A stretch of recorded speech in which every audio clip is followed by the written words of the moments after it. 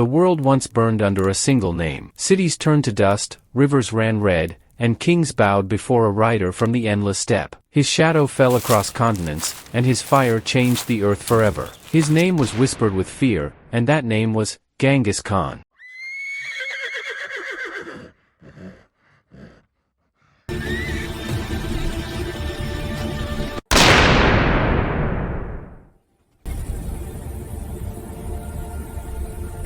Welcome to the Dark Spire. I am here to take you back, 800 years, to the heart of the Mongolian plains. A place where the wind carried not peace, but hunger. Where every dawn was a fight to survive, and every man was a soldier before he learned to walk. Long before the world called him a conqueror, he was just a boy named Temujin, a child of dust, born under a blood-red sky. His people lived in small felt tents, moving with the grass, living off milk, meat, and fear. The steppe was wide, cruel, and cold. There was no mercy here, only strength and weakness. Temujin's father, Yasugei, was a respected warrior, a man who ruled his clan through courage and fear. But one evening, after sharing a meal with a rival tribe, he never came home. Poison took him. The clan that once followed his banner scattered like dust in the wind. Temujin was left alone, his mother and brothers thrown out of their camp, stripped of everything, food, horses, honor. The boy who would one day rule half the world was now a starving child, picking roots from frozen soil. But even then, something burned inside him, something no hunger could kill. It was not anger. It was not revenge. It was the fire to never be weak again. And that fire would soon set the world ablaze. The fire inside Temujin did not die with the night. Every morning he woke before the sun, walking through the frost, searching for roots or a dead bird caught in the cold. His hands were raw, his lips cracked, but his eyes never turned dull. He watched the steppe and waited for his moment. The land was wide, endless, cruel. Wolves hunted in the distance, and he studied them. They never fought without purpose. They never begged. They took what they needed and moved on. Temujin learned from them. If he was to live, he had to become like the wolf, silent, patient, and deadly. One night, a storm rolled across the plains. Lightning struck near their tent, and his mother held the children close. Temujin stepped outside. He watched the sky rip apart with fire and thunder. In that roar, he felt something rise inside him. Not fear, but a strange calm. He whispered to the sky, "One day, it will hear my name." But fate did not give him peace. One morning, men came, horsemen from the Taichiud clan, the same who once served his father. They saw the weak, the hungry, the broken family, and they took him prisoner. They tied a wooden collar around his neck, a heavy yoke, and dragged him like an animal. Days passed, nights blurred. He was beaten, mocked, left in the cold. The collar cut into his skin, and blood mixed with the dust on his chest. But he said nothing. Because deep inside, he knew, those who humiliate you today will one day kneel before you. One evening, the guards grew careless. They left him near the riverbank, tied and half asleep. The moonlight shone on the water. A young boy from the same clan, perhaps no older than him, saw him and felt pity. Quietly, the boy cut his ropes and whispered, "Run." Temujin ran, barefoot, bleeding, silent, through the reeds, through the black night. He hid in the water as horsemen searched for him. The river was freezing, but he didn't move. He waited until dawn, until the world turned gray again. And when he finally crawled out of the mud, the collar still hanging around his neck, he looked at the horizon and said, "I will never wear chains again." He found his family days later, starving, weak, but alive. His mother's eyes filled with tears when she saw him. "You came back," she whispered. Temujin only nodded. He was no longer a boy. He had been broken, but the fire inside him had turned to steel. Years passed. He grew taller, his voice heavier, his eyes sharper. He hunted with skill, spoke little, but thought deeply. The other clans still mocked them, but he began to earn respect through his calm and his courage. When he was a man, he married Borte, the girl promised to him in childhood. She was strong, loyal, and proud, the kind of woman who could ride beside a warrior, not behind him. They built a small home, simple, quiet, and for a moment, peace touched his life. But peace was a fragile thing in the steppe. One night, riders came again, the Merkits, enemies of his father, seeking revenge. They stormed his camp, burned his home, and took Borte away. Temujin fought, but they outnumbered him. When the smoke cleared, he was alone once more, his world shattered again. He fell to his knees and stared at the ashes. The wind carried sparks across the night sky, like small stars escaping the earth. He closed his eyes and spoke softly, "Then the world has chosen war." That night, he did not cry. He did not scream. He rose, mounted a borrowed horse, and began his journey to gather men, old friends, distant clans, forgotten brothers. He went to Togrul Khan, the old ally of his father, leader of the Kharite. He went to Jamukha, his childhood blood brother, and swore vengeance. And for the first time, Temujin began to see what destiny looked like, not as a dream, but as an army forming on the horizon. Men came to him not because of his name, but because of his fire. They saw a man who had lost everything and still stood tall. A man who spoke little but meant every word. He told them, "If you follow me, you follow no tribe.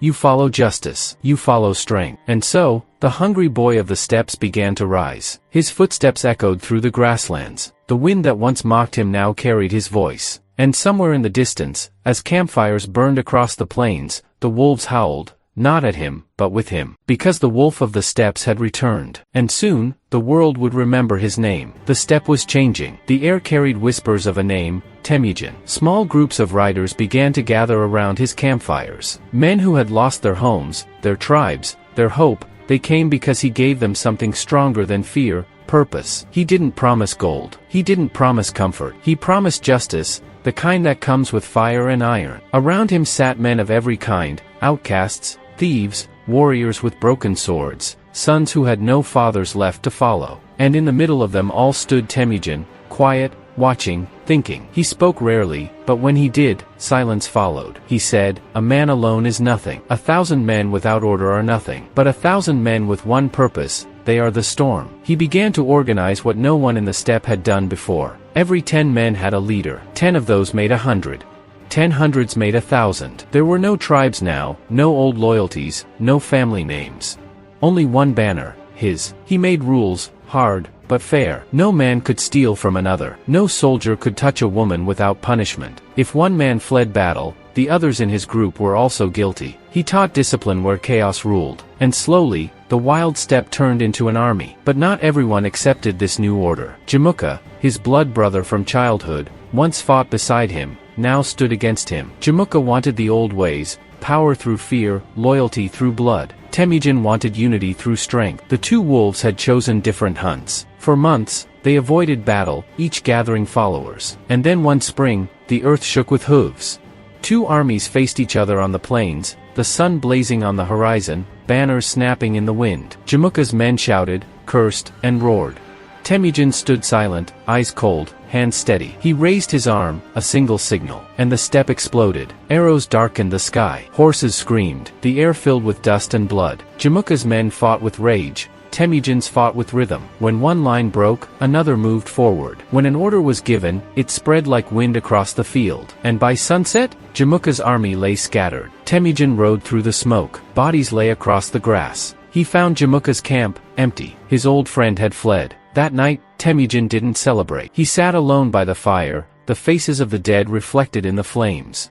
Victory had come, but so had the taste of loneliness. He whispered, "To lead, a man must walk alone." As the months passed, more tribes bent their knee. The name Temujin now carried both fear and hope. In every direction, riders spread his word. The steppe would no longer live as 1,000 small tribes, but as one people, one nation, one law. His enemies began to call him Khagan, the Great Khan. And though he did not yet wear that title, the steppe already belonged to him. He built alliances not through blood, but through trust. He gave food to the poor, horses to the brave, and death to the treacherous. Even his enemies began to say, "He does not kill for greed, but for order." In the cold nights, his men told stories of their Khan, how he rode without rest, how he slept on the same ground as his soldiers, how he punished his own if they disobeyed. To them, he was not just a leader, he was a storm in human form. And when the wind howled across the grasslands, they said, "That is the voice of Temujin." But deep in his heart, he knew this was only the beginning. He had united the steppe, but beyond the mountains lay empires of stone and silk, vast cities, golden walls, and rulers who looked down on men like him as dust. He looked toward the east, toward China, and whispered to himself, "The wind that began here will cross the world." And with that, the boy from the frozen plains became the man who would set the world on fire. The plains were quiet after the battle, but silence did not mean peace. Temujin rode through the morning mist, the grass wet beneath his horse. He thought of Jamukha, the boy he once called brother, the man who had now become his rival. The betrayal cut deeper than any sword. For months, Jamukha had gathered forces from tribes that still clung to the old ways. He mocked Temujin's law, his discipline, and his promise of fairness. Power belongs to those who take it, Jamuka said to his followers. Temujin is weak because he shows mercy. Temujin knew mercy was not weakness. It was strength disguised as restraint, and now, the time had come to prove it. The two armies met near a narrow valley, the air tense, the sky heavy. Temujin's men stood silent, their horses shifting nervously. Jamuka's men shouted and laughed, confident in their numbers. But Temujin had something stronger, unity and trust. Every man knew his place, every arrow, every step, every signal was practiced. The battle began at dawn. Arrows flew like a storm, shields clashed, horses screamed. Jamuka's men charged recklessly, their rage blinding them. Temujin's men moved with precision, striking where Jamuka was weakest. By midday, the tide had turned. Temujin rode into the chaos, his sword cutting through fear and doubt. He did not seek glory, he sought order. And yet, he found something more, the faces of men who had once been lost, now following him without question. They fought not for plunder, not for titles, but because they believed in him. In the end, Jamuka was captured. Temujin faced him, the wind whipping dust and blood around them. He raised his hand, ready to deliver the final strike. But he paused. Jamuka fell to his knees, hands bound, eyes wide. "I was wrong," he said. "I see now, you are not like us. You are greater than us." Temujin looked at him and spoke quietly, with the weight of the steppe in his voice. "A leader who kills his brother for power will never rule the hearts of men. Remember this." And he did something no one expected. He released Jamuka, sending him away without harm. Some called it mercy, some called it foolishness. But his men saw the truth. Their Khan did not lead through fear alone. He led through justice, loyalty, and the fire that burned in him. Word of the battle spread across the plains. Temujin was no longer just a man. He was a force, a storm gathering strength, a wolf who commanded the pack. Tribes who once ignored him now knelt, offering their loyalty. And still, Temujin knew this was only the beginning. The steppe was his, but beyond the mountains lay kingdoms of wealth, cities of stone, and armies that had never seen a man like him. He whispered to the horizon, "They will hear my name, and they will remember it forever." The wind blew cold across the endless plains. Temujin rode at the head of his men, the grass bending beneath the weight of countless horses. It had been years since he was a boy scraping roots from frozen soil. Years since he had worn a wooden collar and run barefoot through rivers, hunted by those who had killed his father. Now he rode not as a boy, but as a man shaped by fire, hunger, and betrayal. The steppe no longer mocked him. It had learned to obey him. Tribes that had once fled from his presence now gathered in his camp. They came from distant hills, dusty valleys, and rivers he had never crossed. They came not out of fear alone,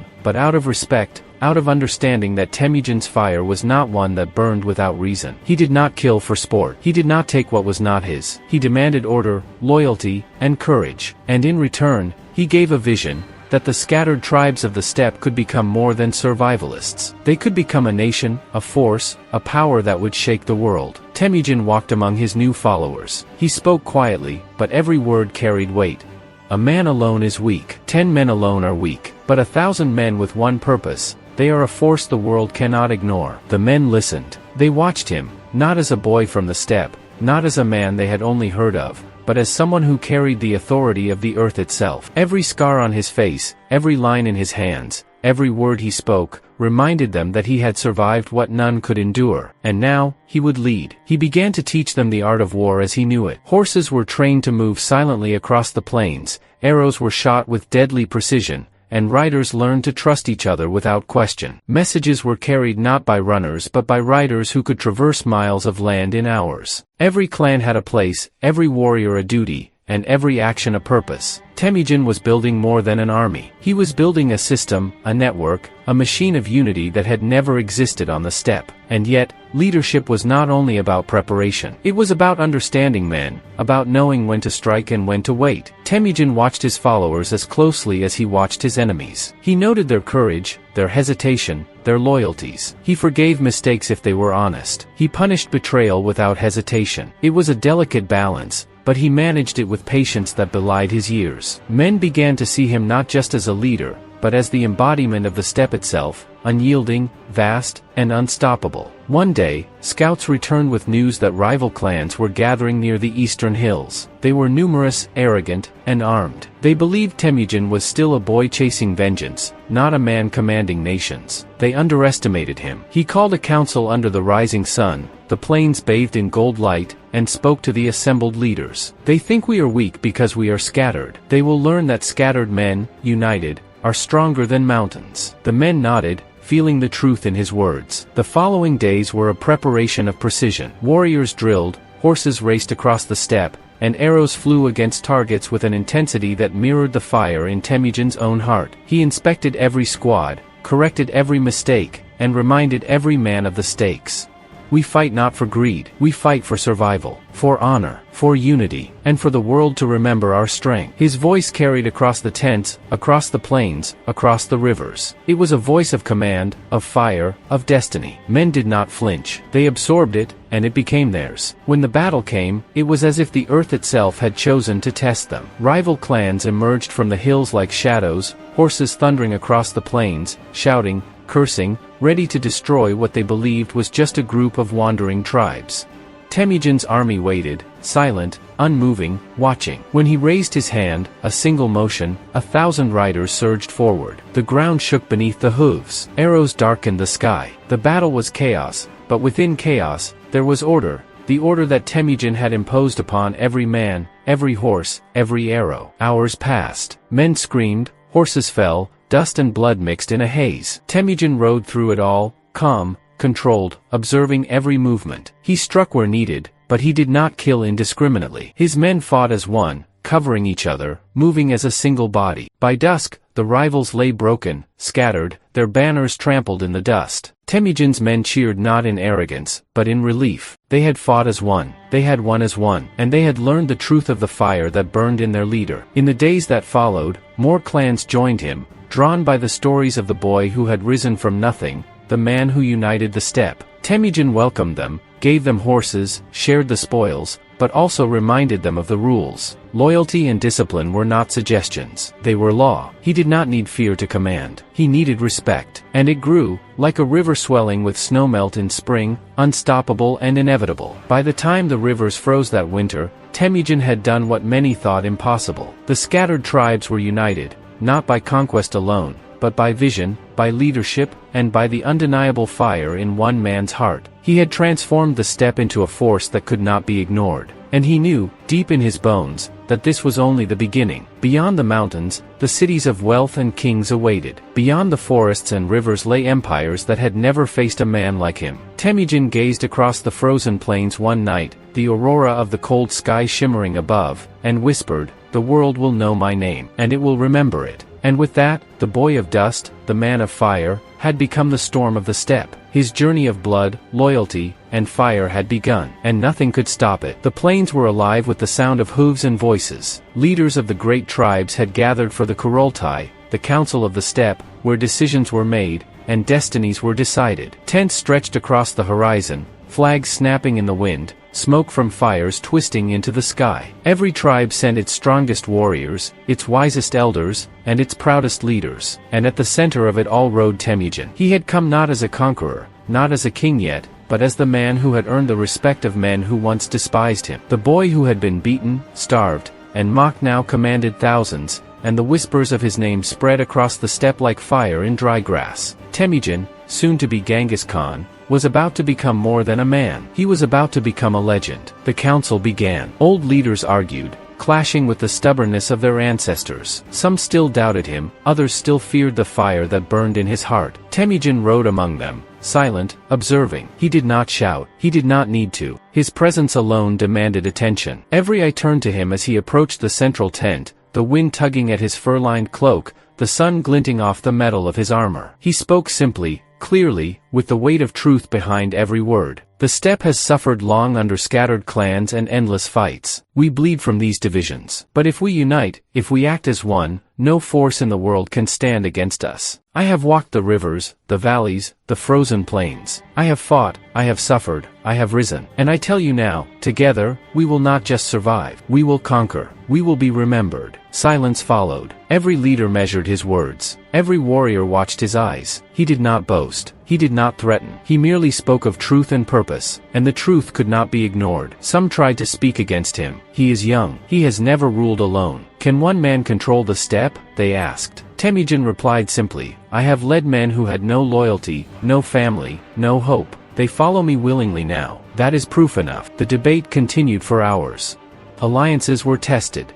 Old rivalries rose to the surface, but one by one, the arguments fell silent. Every tribe saw the strength in unity, the wisdom in leadership, and the fire in his eyes. And then, the final moment came. The council stood. A great elder rose, his voice cracking with age and authority. We have watched him. We have tested him. The steppe speaks in one voice now. Temujin, son of Yasujii, you have earned the title. You shall be called Genghis Khan, the oceanic ruler, the leader of all the steppe. A roar went up across the plains. Horses neighed, warriors shouted, fires blazed higher, and the wind carried the sound across the distant valleys. Temujin dismounted, the weight of destiny settling on his shoulders. He had been a boy without a father, a prisoner, a hungry child. Now he was more. He was the great Khan, chosen not by blood alone, but by merit, by fire, and by the loyalty of men who would follow him to the ends of the earth. That night, as the campfires burned under the cold stars, Genghis Khan walked among his men. He did not smile. He did not boast. He merely observed, as he had done for years, as he had learned to do. Every face told a story,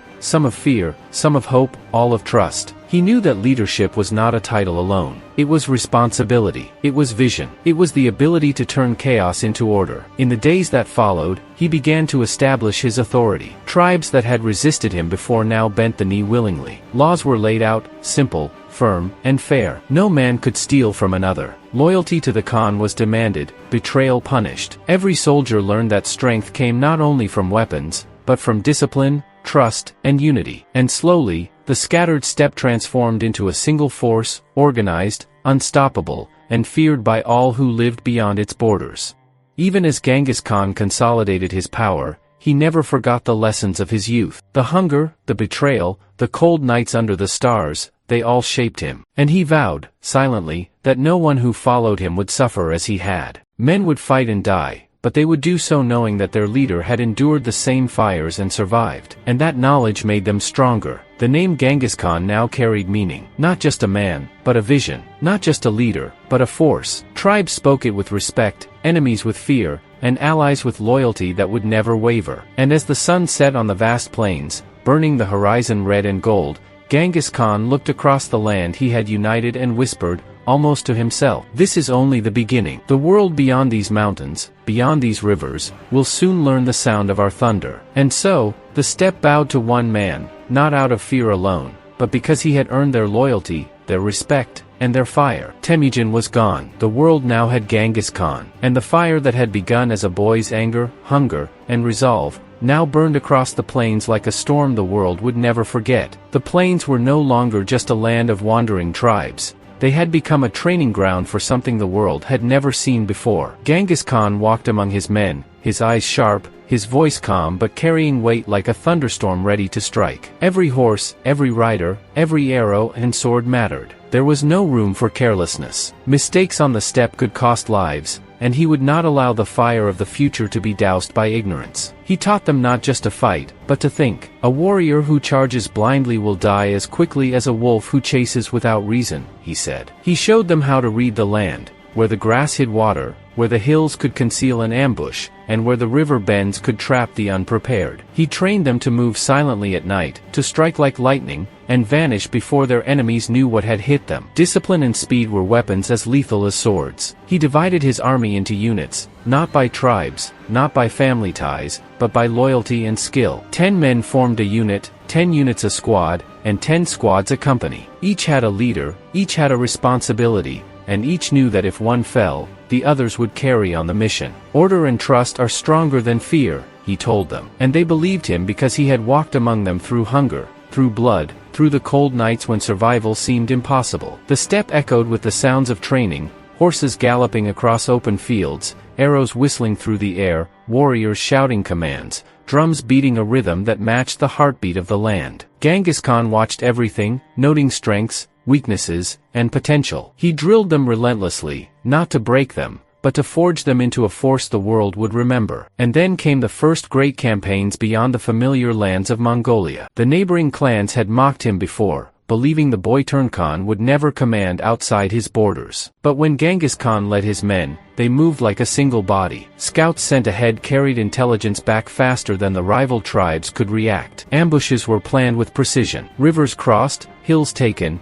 and enemies trapped before they could understand what was happening. Genghis Khan's strategy was simple in principle, yet devastating in execution. Move faster than your enemy can anticipate, strike where they are weakest, and never give them a chance to recover. He combined cavalry speed with archery skill, ensuring that even a small unit could outmaneuver a much larger force. His men learned to adapt in the middle of battle, to change formation, to feint, to trick, to trap. Chaos became their ally, but a controlled chaos, shaped and directed by the mind of the Khan. He emphasized communication. Riders were sent across the plains with flags, fires, and signals. Messages that would take days on foot could now reach distant units in hours. This allowed his army to respond with unmatched coordination. In battle, what seemed like a scattered attack was actually a carefully orchestrated trap. By the time the enemy realized, it was too late. Genghis Khan also taught the value of intelligence. Spies, scouts, and local informants became as important as swords and arrows. He understood the value of knowing not just where an enemy is,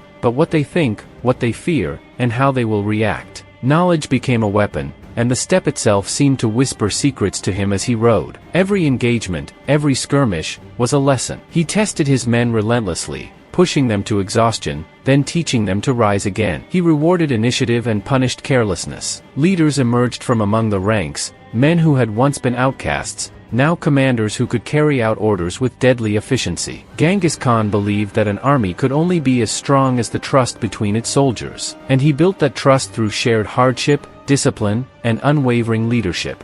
The results were immediate and terrifying to his enemies. Tribes who once ridiculed him now fled at the sound of his approach. Scouts reported villages burned, ambushes sprung, and armies shattered without warning. His reputation grew with each conquest, but more than fear, his men carried respect for a leader who never asked them to do what he himself had not endured. By the end of the first year of campaigns, Genghis Khan had achieved something that had never been done. He had turned a collection of disparate tribes into a coordinated, disciplined, and unstoppable force. His art of war was no longer theory, it was reality. The steppe itself seemed to move with him, bending to his will. And as he surveyed the land after another victorious campaign, watching the smoke from conquered settlements rise against the cold horizon, he whispered to himself, "The world has yet to see the power of the steppe united, and it will learn soon enough." Every night, by the fire, he reminded his commanders, victory comes not only from strength, but from speed, from discipline, from knowing your enemy better than he knows himself. Remember this. And one day, all lands will fear the name of Genghis Khan. The men who followed him were no longer just warriors. They were a force of nature. They were soldiers, hunters, scouts, and spies. They were united not by birth, but by loyalty and fire. And they understood, in every heartbeat and every arrow, that their Khan was building something the world had never known. An army not just to conquer, but to dominate, to endure, and to change history forever. The steppe had been united, the tribes disciplined, and the fire of Genghis Khan burned brighter than ever. But he knew the world beyond Mongolia was vast, and waiting there were kingdoms of stone and silk, walls higher than the tallest trees, and armies that had never faced men like his. The first targets were to the south and east, the Xia and Jin dynasties, kingdoms that ruled cities and rivers, wealth and walls, but had never known the speed and strategy of the steppe. He gathered his commanders under the rising sun, the horizon bleeding gold into the plains. Maps were laid out on the ground, not of paper, but of dust and stone, with sticks marking rivers, cities, and hills. These people, he said, think walls protect them. They think numbers matter. They will learn soon that speed, surprise, and discipline will overcome all. His voice was calm, but every man listening felt the weight of destiny. The Xia dynasty, with its fortresses and walls, believed their rivers and stone towers were enough. They did not understand the plains or the men who had mastered them. Genghis Khan sent scouts ahead, small units that moved silently, studying the terrain, the supply routes, the weaknesses. Night after night, information flowed back to the Khan. He learned where their granaries were, where their soldiers rested, and where the city gates could be weakest. Knowledge, he knew, would be the sword before the sword. Then came the attack. The plains trembled with the thunder of thousands of hooves. Genghis Khan's men moved as one, arrows flying like rain, smoke rising as villages burned in precise strikes, not indiscriminate slaughter. The Xia soldiers were confused, scattered, unable to respond to the controlled chaos of the steppe army. When they tried to regroup, the cavalry had already moved, circling, cutting supply lines, and forcing surrender. Cities fell one after another, not because of numbers alone, but because Genghis Khan understood movement, patience, and psychology better than anyone who had ever ruled in these lands. After the Xia fell, the Jin dynasty faced the inevitability of the steppe. Walls that had stood for centuries were tested by lightning-fast cavalry and strategic encirclement. Genghis Khan divided his forces, sending smaller units to harass the enemy from multiple directions while the main army struck where the defenses were weakest. Generals on horseback relayed his orders with precision. Scouts communicated with flags and fire signals. Every soldier knew his role, every arrow, every step, every charge was coordinated as though it were the movement of a single giant organism. The Jin army had numbers, armor, and stone fortifications, but Genghis Khan had something they did not: flexibility, discipline, and the mind of a man who had learned every lesson from hardship.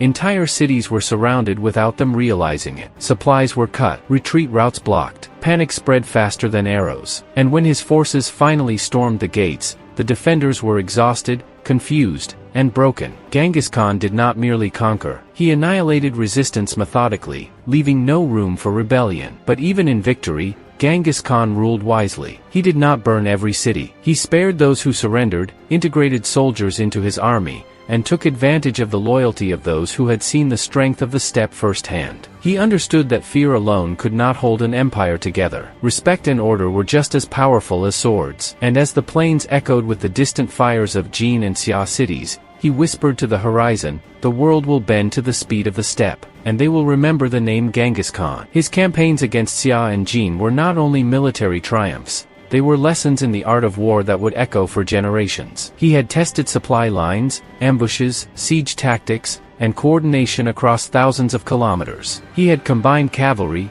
archery, psychological warfare, and intelligence in ways no one had imagined. Each victory was a step closer to the empire he envisioned, one that stretched beyond mountains, rivers, and deserts, binding the world together under the shadow of the steppe. As his army returned to the plains, banners waving in the wind, men cheered not only for the victories, but for the leadership that had carried them. Genghis Khan rode among them quietly, noting their weariness and their pride. He understood that an army, like the steppe itself, must be both strong and enduring. And he knew, deep in his bones, that these campaigns were only the beginning. The world beyond these kingdoms still held countless empires, rulers, and treasures.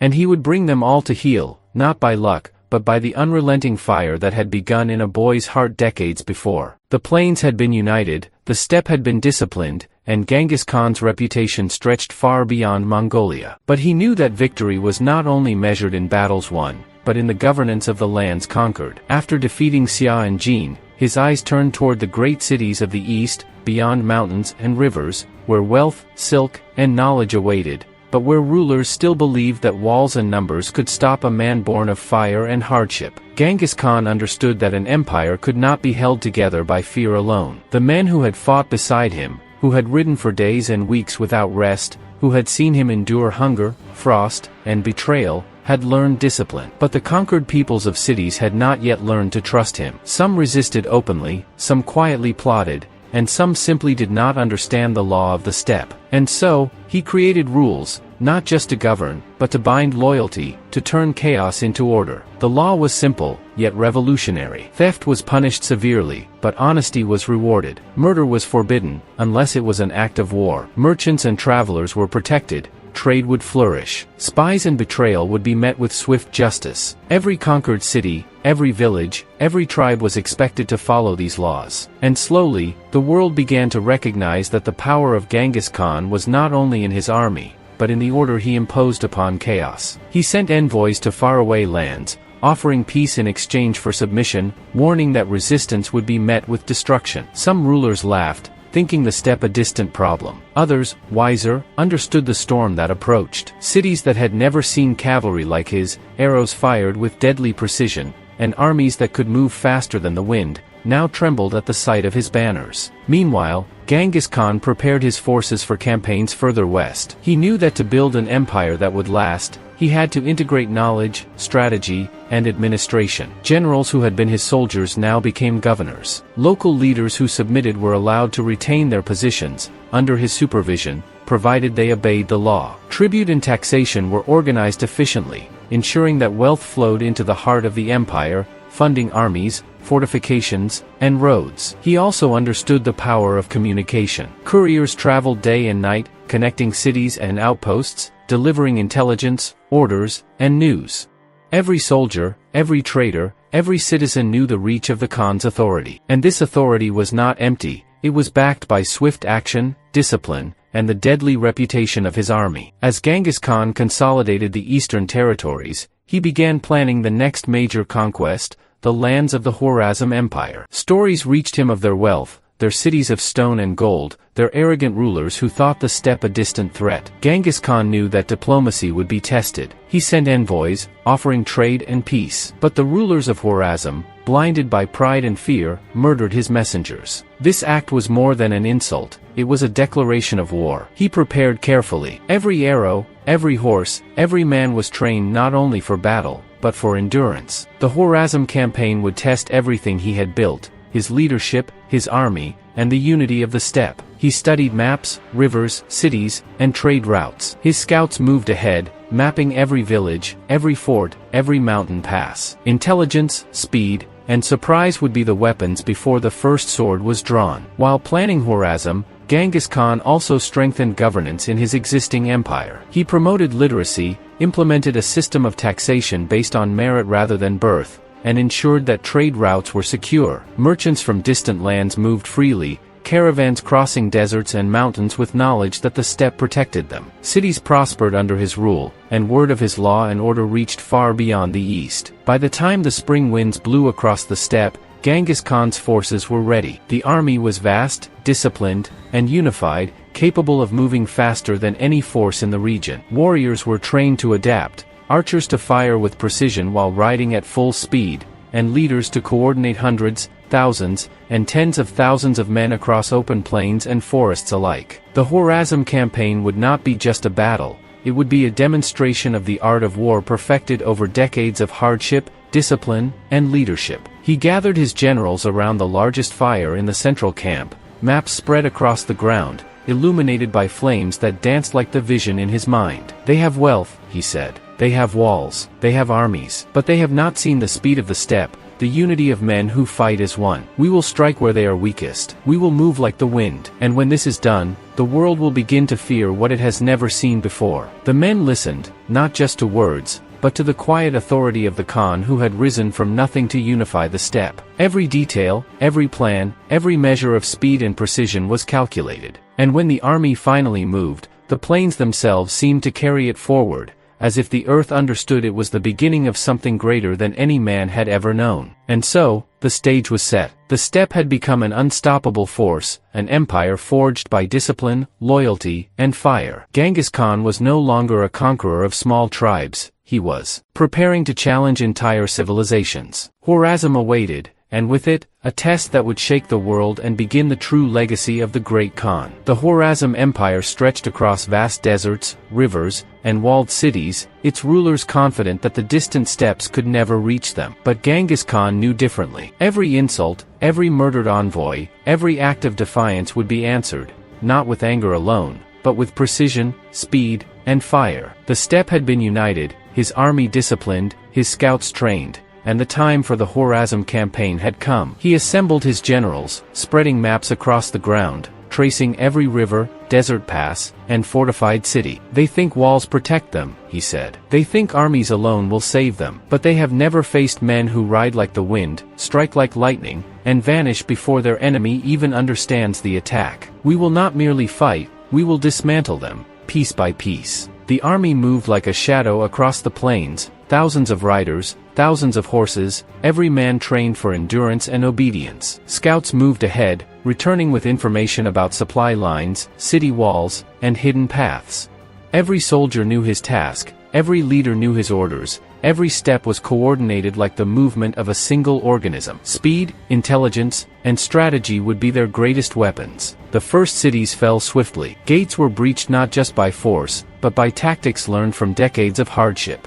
Rivers were crossed with ingenuity. Desert passes, thought impassable, became avenues of attack. The Khwarezm defenders, confident in their numbers and walls, found themselves surrounded, isolated, and struck where they were weakest. Panic spread faster than arrows. Communication between cities broke down. The empire, once proud and confident, began to crumble. Genghis Khan did not fight as a man of rage. He fought as a man of strategy. Every attack was calculated, every siege precise. When cities resisted, they were destroyed completely, leaving examples that spread terror far and wide. When people surrendered, they were incorporated into his growing empire, their loyalty secured by respect and law, not just fear. The Khwarezm campaign became a demonstration of his genius, speed, discipline, coordination, and intelligence combined in a way no civilization had ever seen. By the time the desert winds carried the smoke from Khwarezm cities, the world had begun to take notice. Tribes and kingdoms far beyond the steppes began to whisper his name, Genghis Khan, and they did so with awe and fear. The boy from the frozen plains had risen to dominate vast lands, uniting men, rivers, and cities under a vision that stretched beyond imagination. But even in conquest, Genghis Khan maintained order. Trade routes were protected, merchants allowed to move freely, and cities that submitted without resistance were spared unnecessary bloodshed. Law and discipline accompanied the sword, ensuring that the empire he built would not crumble under its own weight. He knew that fear alone could win battles, but respect and organization would win empires. As the dust settled over Khwarezm, the great Khan looked across the land he had claimed. The steppe had proven unstoppable. His army, once a collection of tribes, was now an integrated force capable of challenging kingdoms, dynasties, and civilizations. He knew the conquest of Khwarezm was only the beginning. Beyond these deserts lay Persia, the lands of the West, the riches of cities long thought untouchable, and the power of rulers who had never imagined a force like his. And he whispered to the horizon, as the sun burned the sand red and gold, "The world will remember the steppe, and it will remember my name." The Khwarezm campaign became a turning point,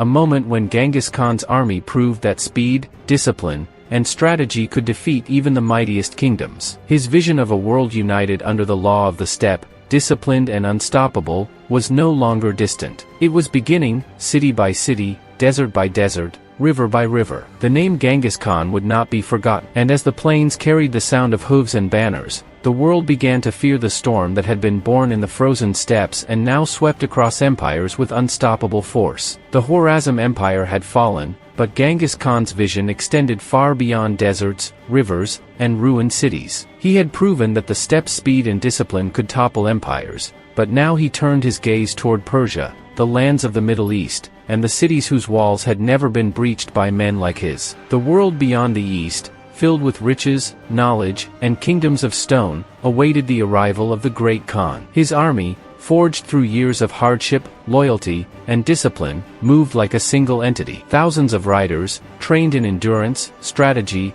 and coordination, swept across the land. Every soldier knew his role, every general his orders, and every horse its path. Scouts were everywhere, moving ahead silently to observe enemy positions, supply lines, and river crossings. Nothing escaped the eyes of Genghis Khan. Persian cities, proud and fortified, had never imagined such a force approaching. The walls that had stood for centuries could not withstand the speed and cunning of the Mongol cavalry. Genghis Khan divided his army into multiple corps, sending small units to harass, distract, and confuse while the main army struck where the defenses were weakest. Cities fell one after another, not simply because of the sword, but because their supply lines were cut, their defenders scattered, and their morale crushed before battle even began. The Great Khan moved with patience and precision. He did not rush, nor did he strike blindly. Every campaign was calculated. Villages and towns that surrendered peacefully were integrated into the growing empire, their populations protected if they accepted the law of the steppe. This ensured loyalty and strengthened his army with new soldiers and knowledge. Those who resisted were met with overwhelming force. Entire armies dissolved under the combination of speed, coordination,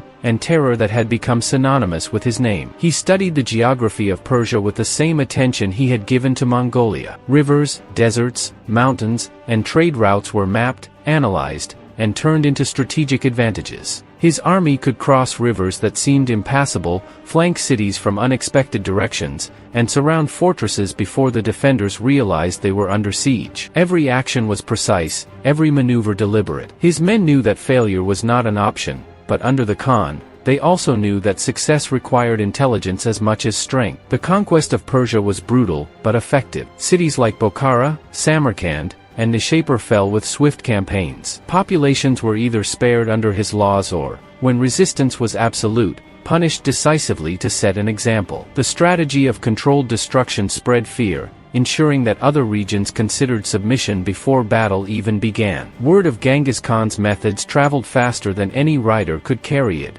preparing the lands of the Middle East for the inevitability of his arrival. As he advanced further west, he encountered kingdoms that had never faced such an army, fortified cities, trained armies, and rulers confident in their walls and soldiers. But Genghis Khan's forces moved like water, flowing around obstacles, finding weaknesses, and striking with speed and precision. Armies that thought themselves safe in numbers and stone found themselves surrounded, their morale crushed, and their supply lines cut. The Mongol cavalry, with archers firing at full gallop, became a force that the world had never imagined. And yet, Genghis Khan ruled wisely. He knew that conquest alone could not sustain an empire. Administration, law, and governance were just as important. Cities that submitted peacefully were allowed autonomy under his supervision. Merchants and travelers were protected, ensuring that trade and communication flowed freely. The empire expanded not only through war, but through order, organization, and law. The lands he conquered were bound together not only by fear, but by respect and stability. By the time his campaigns reached the edge of Persia,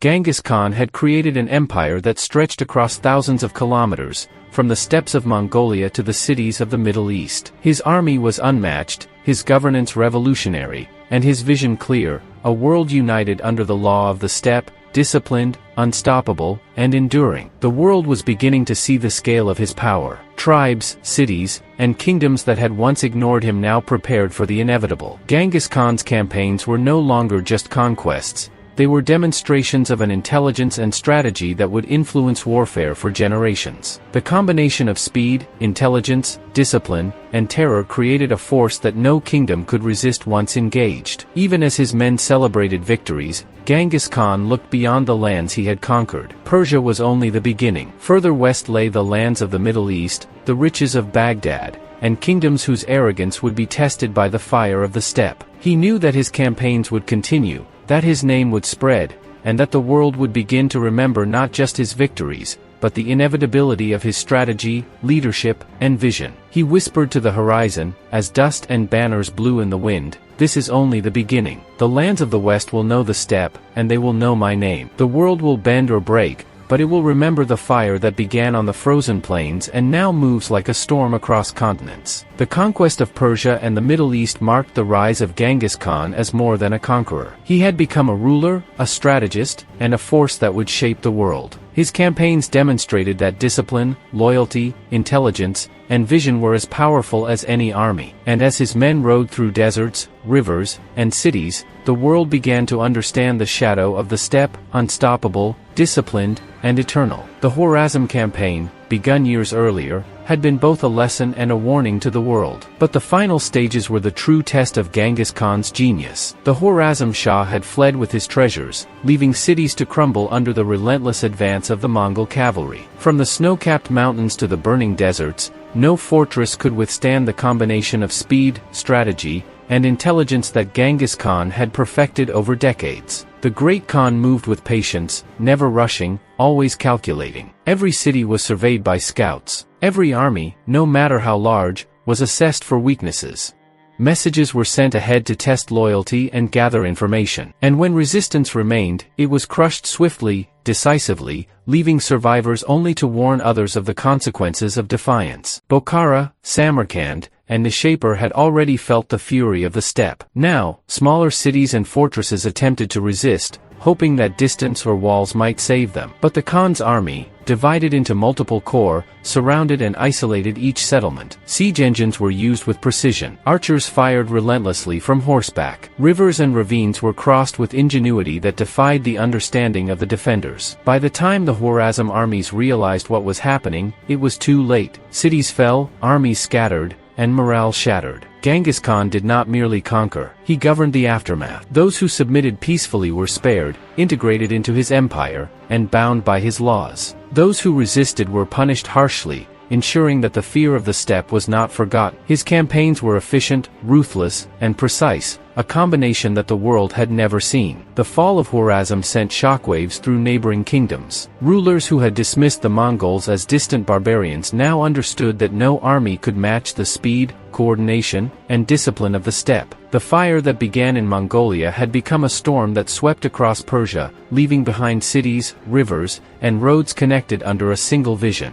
Even as the smoke of Khwarezm rose, Genghis Khan's attention turned to the west. The world beyond Persia awaited, rich lands, powerful cities, and empires untested by the fury of the steppe. His army was ready, disciplined, and loyal. Every soldier knew the lessons of Khwarezm: speed, coordination, intelligence, and absolute obedience. It was during this time that plans were quietly made for the future. The rise of Hulagu Khan, Genghis Khan's grandson, would one day extend the empire even further, targeting Baghdad and the heartlands of the Middle East. But for now, the great Khan consolidated his power, ensuring that the empire he had built from the frozen steppes to the deserts of Khwarezm was unbreakable. Roads were secured, trade protected, and cities governed with a balance of law, loyalty, and discipline. Genghis Khan looked across the lands he had conquered, from snow-capped mountains to river valleys and deserts. The empire was vast, powerful, and disciplined. He had united tribes, toppled kingdoms, and created a force the world could not resist. And yet, he knew the work was not complete. The steppe's fire would continue to move west, and future generations, like Hulagu Khan,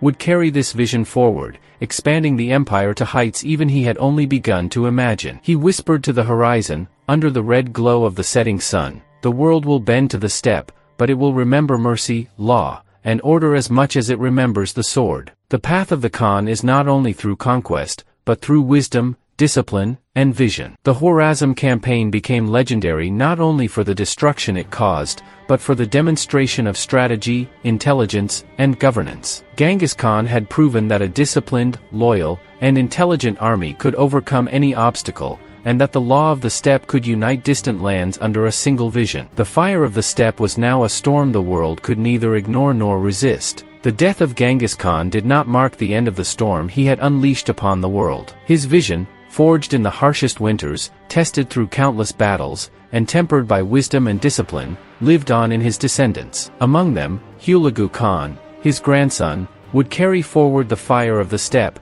bringing devastation and reorganization to lands that had never known such an unstoppable force. The Mongol Empire, vast and united, was no longer merely a collection of tribes. It had become a machine of war and governance, moving with precision across continents. Hulagu, trained in the ways of his grandfather, understood that conquest required both courage and strategy. Before the siege of Baghdad, he meticulously organized his forces, dividing them into corps, each with clear objectives. Archers were positioned to cover every angle, engineers were tasked with building siege engines, and cavalry units were prepared to encircle the city and intercept any fleeing forces. Scouts moved ahead to survey terrain, ensuring that every route, river, and wall was accounted for. Knowledge, Hulagu knew, was the first weapon of war. Baghdad, the jewel of the Islamic world, was unprepared for what was coming. Its walls had withstood centuries, its armies had defended empires, and its scholars believed that wisdom and faith would protect them. But Hulagu's approach was methodical and relentless. The city was surrounded, supply lines cut,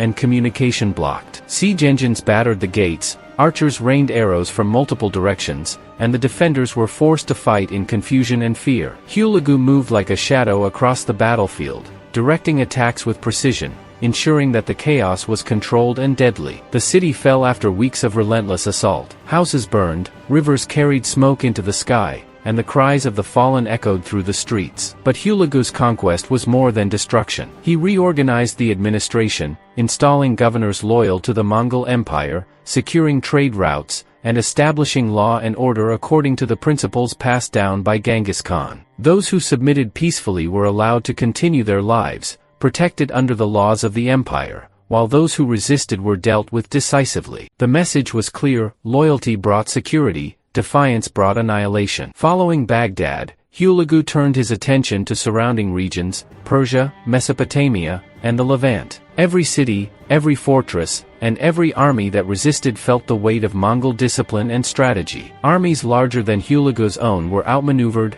trapped, and defeated with the same principles that Genghis Khan had perfected decades earlier: speed, coordination, psychological warfare, and intelligence. Mongol cavalry, moving with unmatched discipline, struck where the enemy was weakest, disappearing before a counterattack could be organized. Trade routes, once disrupted by war, were secured. Merchants traveled safely under the watch of Mongol patrols. Knowledge, ideas, and culture flowed along the Silk Road, now protected by the empire. Hulagu, like his grandfather, understood that conquest was meaningless without governance. Every city he took was integrated into the empire, creating a network of communication, law, and loyalty that spanned thousands of kilometers. As the empire expanded, whispers spread across the world, from the Mediterranean to the Far East, from India to the steppes of Russia. The Mongol shadow was everywhere. Kings, sultans, and emperors realized that resistance was futile. Entire civilizations re-evaluated their strategies, fearing both the sword and the intelligence of the Mongol armies. Hulagu's campaigns were not only a continuation of Genghis Khan's legacy but a testament to the effectiveness of disciplined organization combined with strategic genius. Even in the midst of conquest, Hulagu maintained certain principles learned from his grandfather. Cities that submitted were spared unnecessary destruction, merchants and scholars were protected. He understood that sustaining an empire required more than fear, it required law, trade, and stability. The lands conquered were bound together under a single vision, connected by roads, communication, and governance, ensuring that the empire would endure long after the battles ended. As Hulagu's campaigns continued, the Mongol Empire reached new heights. Each victory reinforced the lessons of the steppe: speed, discipline, intelligence, and loyalty. Armies that had once believed themselves invincible found themselves outmatched not just by force, but by strategy, foresight, and coordination. The fire of Genghis Khan, now carried by his descendants, spread across continents, shaping the political, social, and economic landscape of the medieval world. The conquest of Baghdad and the surrounding territories marked a turning point. Hulagu Khan's actions were a continuation of a vision that began in the frozen steppes: to unify, to dominate, and to leave a legacy that would endure across centuries. The world began to understand that the steppe's reach was limitless, its discipline unmatched, and its leaders both ruthless and wise. As the sun set over the deserts and rivers, casting long shadows across cities and mountains, Hulagu Khan stood atop the walls of a conquered city. He looked over the land stretched beneath him, thinking of his grandfather's words, of the steppe, and of the future yet to come. The empire was vast, powerful, and disciplined, but the fire of conquest was far from extinguished. Baghdad was only the beginning of a new chapter, one that would continue to shape the world, bring civilizations under the law of the steppe, and ensure that the name of Genghis Khan and his descendants would never be forgotten. The Mongol Empire, through Hulagu Khan's campaigns, became more than an army. It became a system of governance, trade, law, and strategy. It became a force that civilizations respected, feared, and, in many cases, relied upon for stability. The shadow of the steppe stretched across continents, leaving behind both destruction and order, terror and law, chaos and structure. Hulagu Khan's legacy, like that of Genghis Khan, was not merely conquest. It was the creation of a system, a vision, and a force that changed the medieval world. Baghdad, Persia, and the surrounding lands bore witness to the power of the steppe: disciplined, intelligent, and unstoppable. And as the banners of the Mongol Empire fluttered in the wind, the world realized that history was being reshaped by men born of snow, fire, and relentless ambition. The Mongol Empire, vast and powerful, stretched from the frozen steppes of Mongolia to the deserts of Persia, across the rivers of Mesopotamia, and into the cities of the Middle East. Under Hulagu Khan, Genghis Khan's vision moved forward, extending the empire's influence and consolidating its rule over lands that had never known such disciplined power. The speed and coordination of the Mongol armies, combined with intelligence and strategy, allowed Hulagu Khan to strike with precision, toppling armies, capturing cities, and enforcing the law of the steppe. Baghdad had fallen, and the world was watching in awe and terror. But conquest alone was not enough for the Khan's successors. Governance, order, and administration became just as important as swords and arrows. Cities were reorganized, trade routes secured, and local populations integrated into the empire. Hulagu ensured that merchants could travel safely, scholars could continue their work, and knowledge flowed along the Silk Road, now protected by Mongol law. Every city conquered became part of a network of loyalty, communication, and order that spanned continents. Hulagu's campaigns moved further west and south. The lands of Persia, Mesopotamia, and the Levant were reshaped under Mongol rule. Kingdoms that resisted faced overwhelming force,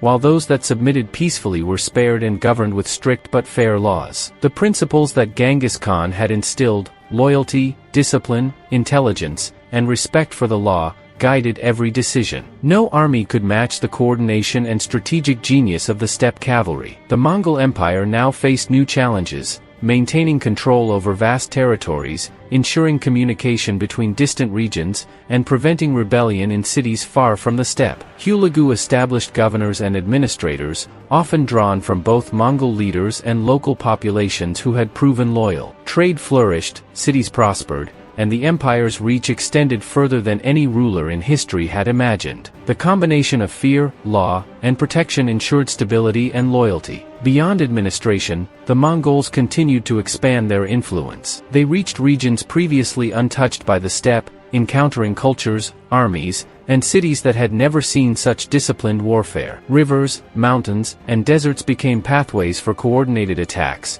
and cities that believed themselves safe behind walls were often caught unaware. Hulagu's strategies reflected the genius of his grandfather: patience, planning, and speed before force. Throughout this expansion, the shadow of Genghis Khan's original vision remained. The steppe had not only conquered lands but had created an empire where law, trade, and loyalty were as important as warfare. Hulagu Khan and other descendants ensured that this system endured, reinforcing the empire's stability and spreading the reputation of the steppe far and wide. The world had learned to fear the Mongols not just for their swords, but for their strategy, organization, and governance. Even as the empire reached its height, the inevitability of mortality reminded all that leadership would eventually pass. Genghis Khan's legacy, though immortal in memory and influence, would one day require succession. His grandson's campaigns, though devastating, were a continuation of a vision that had begun decades earlier in the frozen plains, a vision that reshaped continents, toppled empires,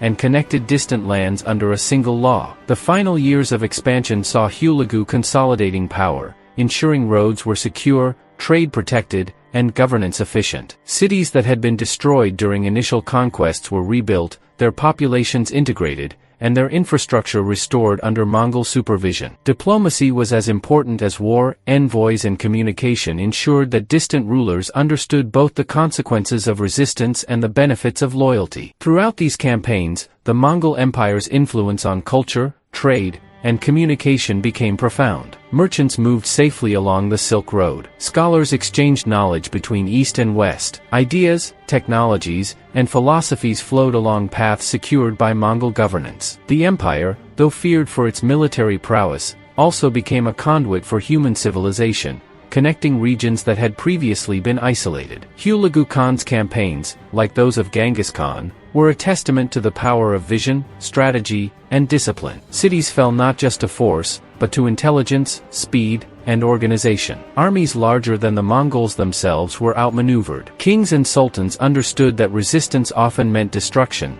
while submission brought protection and prosperity. The empire's reach extended further than imagination, ensuring that the legacy of the steppe would last long after individual leaders passed. And so, the Mongol Empire, under the descendants of Genghis Khan, became more than a conqueror's legacy. It was a system of law, governance, trade, and communication, stretching across continents. Hulagu Khan's campaigns, particularly the conquest of Baghdad and Persia, demonstrated the enduring principles of the steppe: discipline, intelligence, speed, and loyalty. The fire that had begun in the frozen plains now burned across deserts, rivers, and cities, reshaping the medieval world forever. The sun had set on the vast steppes where Genghis Khan had been born, a land of frost, fire, and endless horizon. The man who had united the Mongol tribes, disciplined an unstoppable army, and reshaped the world from the frozen north to the deserts of Persia, now faced the final reality of mortality. Genghis Khan, the fire of the steppe,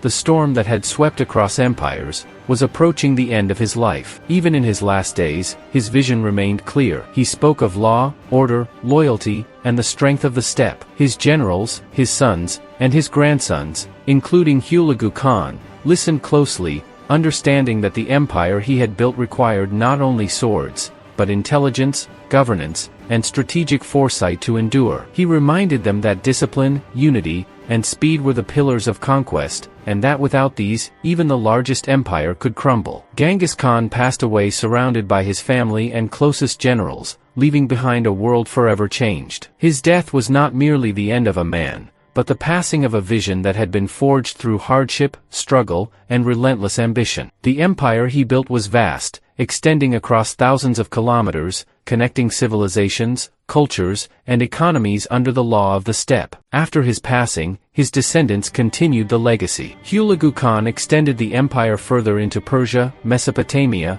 and the Middle East. Roads, trade routes, and cities flourished under Mongol governance. While armies continued to conquer, law and administration ensured that the lands were held together. The fear and respect inspired by Genghis Khan's name became the foundation of an empire that would influence generations to come. The Mongol Empire, at its height, was more than conquest. It was a system of communication, trade, law, and loyalty. Scholars traveled safely, merchants exchanged goods across continents, and knowledge flowed along protected routes. Civilizations that had once been isolated were now connected. Cities rebuilt after battles became centers of commerce and learning. The steppe had imposed not only fear but stability, creating a world unlike any before. Even as Hulagu and other descendants carried forward campaigns, the legacy of Genghis Khan remained central. Every strategic maneuver, every siege, every administration decision reflected the principles he had instilled: unity, speed, intelligence, and law. The Mongol Empire became a force not only feared for destruction but respected for governance and organization. And as history unfolded, the story of Genghis Khan inspired generations. Leaders studied his strategies, empires learned from his methods, and the world remembered the fire that began in the frozen steppes and spread across continents. His life became legend, his campaigns taught as examples of both military genius and administrative foresight. As we reflect on the journey from the small tribes of Mongolia to the vast empire stretching from China to the Middle East, it becomes clear that Genghis Khan's vision was not merely conquest. It was about transforming the world through law, loyalty, discipline, and unity. Cities, rivers, deserts, and mountains all bore witness to the influence of the steppe, and civilizations were forever changed by the fire he unleashed. Dear viewers, if you have followed this story from the frozen plains of Mongolia to the deserts of Persia, and through the campaigns of Hulagu Khan, you have witnessed the rise of a man who changed the course of history. A man whose vision, discipline, and courage created an empire unlike any before. If you want to continue exploring history, uncover the stories of the greatest leaders, and understand the strategies that shaped the world, make sure to subscribe to our channel, leave a like, and share your thoughts in the comments below. Every story we tell is crafted to bring the past alive and connect it with the lessons we can carry into the future. Genghis Khan's journey reminds us that discipline, vision, and courage can change the world. His legacy endures not in mere conquest, but in the order, law, and unity he imposed across vast lands. And as the steppe winds continue to whisper across history, we remember the storm that began in Mongolia, unstoppable, disciplined, and eternal.